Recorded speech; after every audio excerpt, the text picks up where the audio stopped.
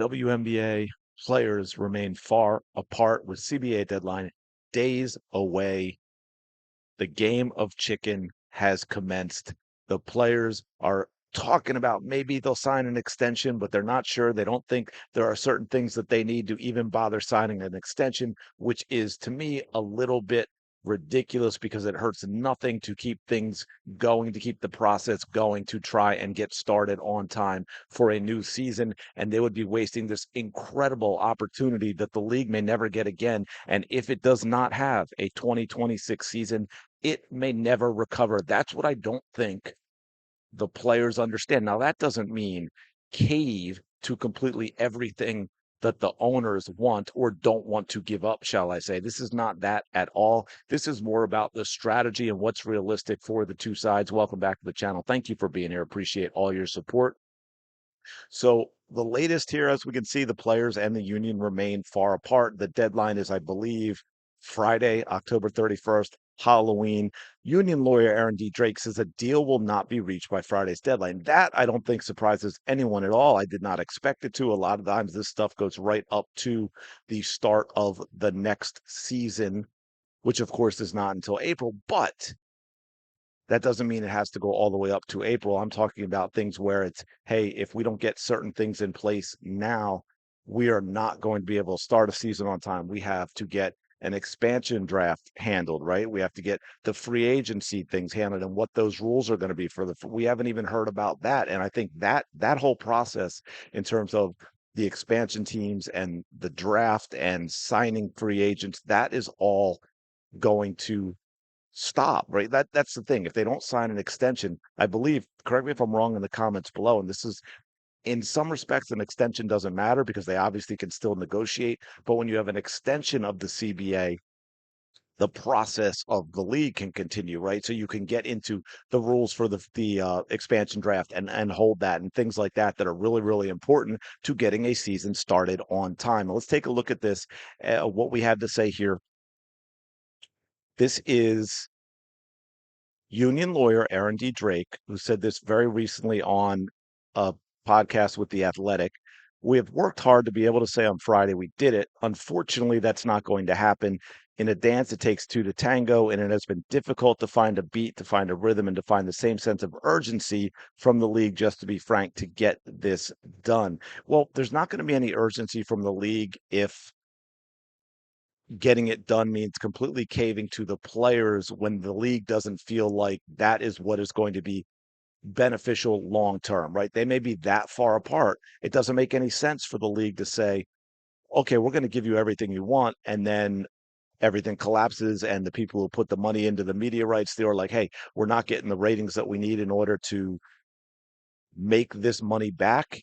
There's going to be something in there that is going to say, hey, in the first 2 years of this, if we're not getting what we need to get, it's going to expire, or there's going to be a renegotiation of rates. That sort of thing is going to happen. So it sounds like they're very far apart. Now, of course, the league, this is where it gets interesting. The league has denied it completely and said they filed a deal. This is a proposal to the WNBPA on October 1st, and the union didn't respond until October 27th. Now, if that is true, then a lot of this is on the union in terms of coming up against the date. Although, like I said, I don't think anyone really believed there's going to be a deal by October 31st.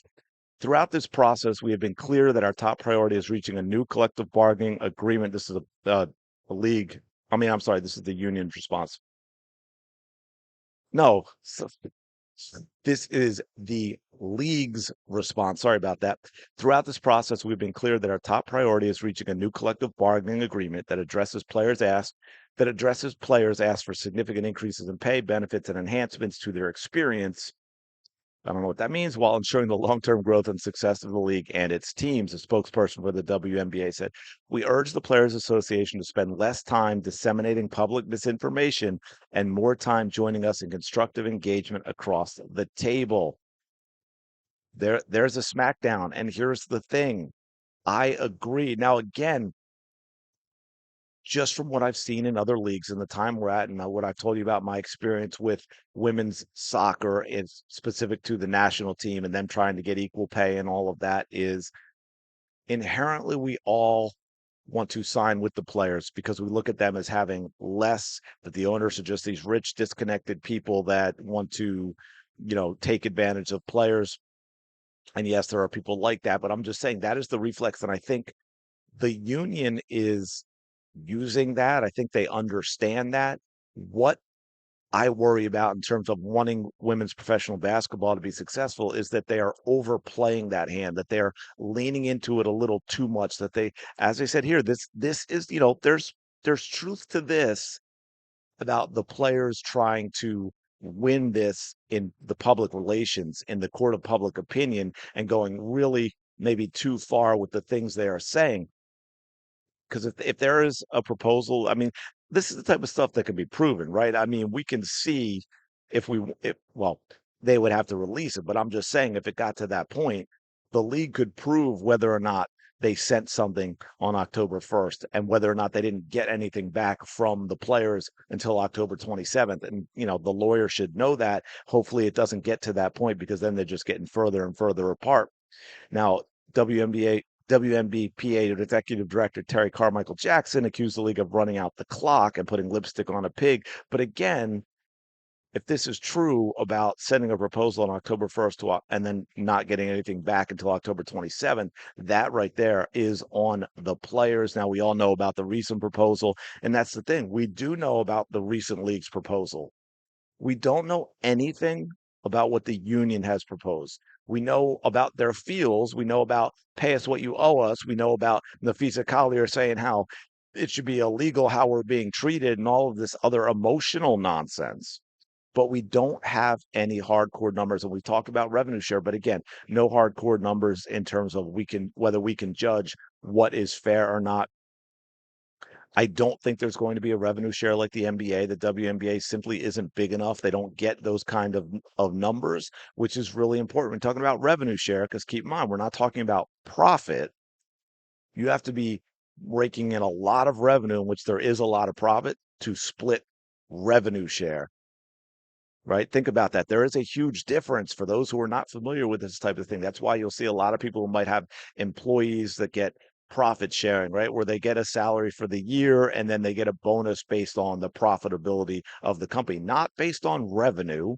Because if you lose money, then you're still having to shell out money because of revenue. It's the same thing, real quick, that happens sometimes in Hollywood with super mega stars. They want a piece of the revenue of the box office and not the profit because they may never actually see anything. And of course, if you're the ones putting out the film and taking all that risk, you don't want to give them a piece of revenue because what if you don't make any profit?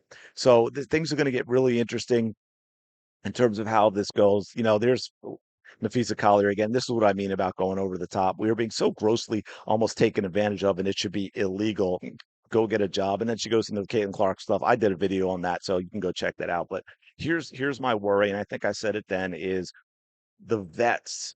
The vets are seeing what's happening, how the WNBA is poised for serious growth going forward. They see what a lot of these players are just starting to get in college with NIL, and none of that was to them, and they are not going to be a part of it. I mean, you look at like the NBA salaries, right? Even 20 years ago, they were nothing like you're seeing right now. And by the way, all that has to do with gambling and sportsbook money, so that's a topic for another day as well that makes it interesting. But so a lot of these players, I think they're seeing that. I think there's a lot of jealousy. I think they want to get overpaid right now because they are not going to be around to really benefit from what these players. I mean, if the WNBA continues on this trajectory in a positive way, right? They have this media rights deal, ratings continue to grow and so forth. In 10 years, you might see rookie salaries being, 850,000, $1 million a year in the WNBA compared to what players are getting now. That's an insane amount of money. And I think you got a little bit of the vets are like, we got to get our piece now, even if it hurts the growth of the league, even if it hurts the young players coming in. We don't really care about that. We want ours. And last thing I want to leave you, just because this is kind of been very interesting to me, and I think this is relevant to what we're seeing. I've talked about how had this a lot with soccer and what they did. And one of the things, while it was very similar in how it went, and again, the women understood, they leaned into the public perception because, as I've said in other videos, for those of you maybe that didn't see them, the women got an unequal deal in their favor over the men, actually, even though they lost. It went to court, and the U.S. women's national team players lost their case against the U.S. Soccer Federation. And then after the fact, because of the whole public opinion thing and the perception of what was going on, the USSF still gave the women's national team what they wanted and actually took money, literally money out of the men's pockets for what they earned in their World Cup, which only happens every 4 years, and gave it to the women. And I think the women in this case in the WNBA are kind of hoping for a similar outcome. But here's one of the problems with that, and I just want to play you this real quick. You all might remember somebody like, say, come on, no, okay, make sure I have it right. Kalia Copper, right? This was recently after a game. I think this was halftime with Holly Rowe. How do you come out and stay hot in a second? It's the finals. That ain't even no question. She's so wonderful and polite and warm, isn't she? Don't you think? And this was again Kalia Copper, but we know there's a lot of examples of like this. But I want to make a compare and contrast for you. Thank you, Satu and Kyle. We'll begin right away with questions. Front row center. Marcus Thompson with The Athletic. Kyle, you're a champion. You've been through this before. Do you have to tell AT anything after missing free throws like that, or you feel like the lesson is already there? All right, before she answers, just in case you couldn't hear it, the questions are always a lot lower.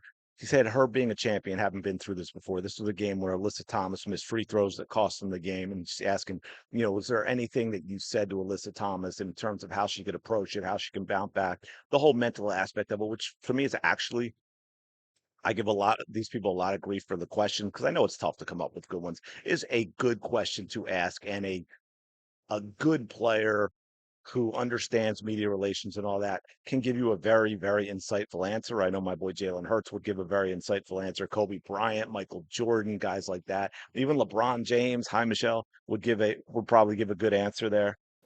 Do I have to what? Do you tell your teammate anything? Do you have to lift her up at all? Do you have to do anything to encourage her after missing the clutch free throws like that?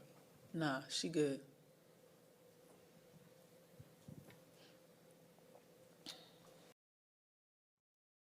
Do you want to give them more money? Do you think they should get more money? I mean, this is all the time. We could spend hours going through clips like this. First of all, she's very disrespectful in that she always asks for the question to be repeated because she's not listening. She doesn't give a crap. Now, that's a vet, folks, by the way. Okay, this is Jaden Shaw, who I believe just turned 20, U.S. women's national team player, after their game the other night, victory against Portugal, where the average age, I think, was 21.7. If you took the one vet who played off, the average age was 20.7 for the starters in this game, which is kind of cool to see. But this is Jaden Shaw. I love Jaden Shaw. Straight game with a first-minute goal. How are you guys able to capitalize on those first few early moments of the match? Yeah, I think we take a lot of pride in starting fast and knowing that we need to start on the front foot. And so I think that's been apparent for the last two games now. And I think the next step is just continuing that on for the rest of the game and making sure that we can hold on to that lead and continue to push that gap as well. Sonnet said she stressed the importance of being clinical. Was that kind of the message going into this match? Yeah, of course. I think like any game we go into, we need to be clinical in both boxes and make sure that we know our roles, we're in the right positions, and we do it collectively. I think it's really important for us to make sure that we're together in everything that we do and do it with the utmost pride when we do it. You look. Now, just real quick, if you couldn't hear that question, she just basically asked, it's kind of a silly question, but it's tough. These are the kind of questions you have to ask, and I get it. It's sort of an obvious one, and you're just trying to get the player to give you back their perspective. But it was very similar, and I didn't have it here, to one that Clea Copper was asked one time about the bench players not scoring in a game and how they scored more in the game before. And she was very, she called it a stupid question and left. Whereas Jaden Shaw very respectfully says, yeah, of course, and then gives her perspective on that piece of the game. And involved in the attack. What was working for you tonight, and how were you able to connect well with your teammates? Yeah, I think after watching the last game, I was able to see kind of where the spaces were going to be. So I think having those conversations with Claire, Lily, with Alyssa, Allie, like everyone that's kind of around me in those spaces, I think just knowing what spaces we're going to be on early and exploiting those. And then just generally, after coming off Thursday's loss, how big of a response was it getting this win? Yeah, I think we're all like extremely competitive. We don't like the feeling of losing. That's not the legacy that is like in the DNA of this country. And I think that we took that hard, and we wanted to make sure that that was not going to be the case today. And ultimately, we came out on top. So. Oh, I've got more, but I'm going to leave it there. This got a little longer than I expected, but I just thought I wanted to give you a contrast there of the actual players. And again, I could do this over and over for soccer as well. And this is where I say the WNBA players have to be careful because, yes, the gut reaction from the general public is going to be to side with players. But when you see how the players are acting, that makes it very, very difficult. As you can see, the soccer players and how most of them act. Because again, more examples for you. I mean, I could have gone. I was going to give you this one, Olivia Moultrie, I believe. I think just turned 20 a month ago. Very well spoken, very respectful, very engaging. Doesn't say questions are stupid and leaves. Just that sort of thing. You want to see these players succeed. You want to see these players get fairness in the financial aspect of the game. I'm not so sure you want to see that with some of these WNBA players. But anyway, let me know your thoughts in the comments below. Appreciate you checking out the video. As always, smash the like button, subscribe to the channel. Go have the day you deserve, and I will talk to you later.